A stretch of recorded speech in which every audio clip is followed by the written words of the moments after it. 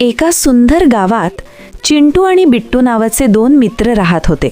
दोघेही अतिशय खोडकर पण मनाने साधे होते. एकदा संध्याकाळी दोघे बागेत खेळायला गेले. खेळता खेळता त्यांना एका झाडावर अतिशय देखणा, हिरव्यागार रंगाचा आणि लाल चोचीचा पोपट दिसला. तो पोपट पाहून दोघेही हरखून गेले. चिंटू, बघ किती छान पोपट आहे, बिट्टू ओरडला. दोघांनाही त्याला पकडण्याची इच्छा झाली. ते हळूच पोपटाच्या दिशेने धावले. पण हुशार पोपट एका फांदीवरून दुसऱ्या फांदीवर आणि मग उंच झाडावर जाऊन बसला. पोपट त्यांच्या हाती लागला नाही.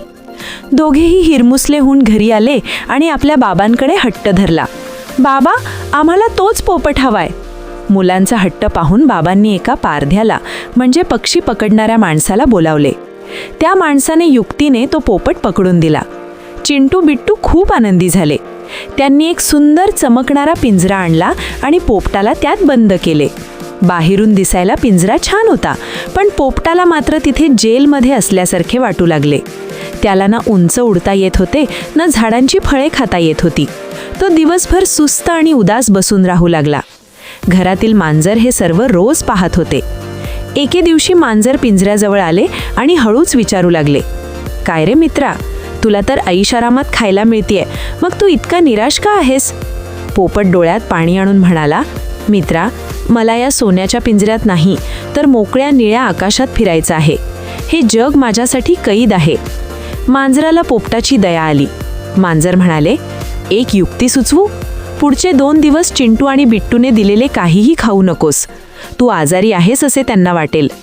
दुसऱ्या दिवसापासून पोपटाने पाणी पिणे आणि पेरू खाणे बंद केले. तो डोळे मिटून पिंजऱ्याच्या कोपऱ्यात पडून राहिला. चिंटू आणि बिट्टू घाबरले. त्यांना वाटले पोपट आता मरणार की काय.